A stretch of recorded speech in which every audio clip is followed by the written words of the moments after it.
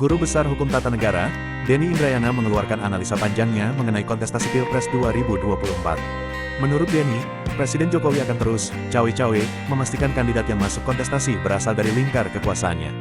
Bukannya menafikan seorang Jokowi punya hak dan preferensi pada sosok-sosok tertentu, tetapi ketika sudah turun terlibat, maka menurut Denny itu tidak bisa dibenarkan. Tugas utama Presiden adalah memastikan setiap pemilu berjalan free and fair. Sebab, dengan kekuatan dan jaringan yang dimilikinya, sang Presiden punya peluang besar untuk mempengaruhi hasil pemilu. Akibatnya, arena pertandingan tidak lagi adil bagi semua paslon, utamanya yang tidak mendapat dukungan sang Presiden, tambahnya. Bagi Denny, saat ini berkaca dari manuver yang Jokowi selama ini lakukan, preferensi dukungan Jokowi mengarah ke Ganjar. Bersamaan dengan hal tersebut, Jokowi menurut Denny bakal berusaha menjegal agar kandidat di luar kekuasaan tidak bisa ikut kontestasi. Sosok tersebut menurutnya adalah Anies Baswedan.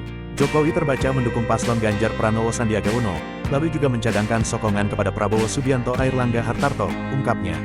Sambil tetap berusaha menggagalkan pencapresan Anies Baswedan, yang kemungkinan berpasangan dengan Agus Harimurti Yudhoyono, sepanjang partainya tidak berhasil dicopet Muldoko, tentu dengan persetujuan Presiden Jokowi.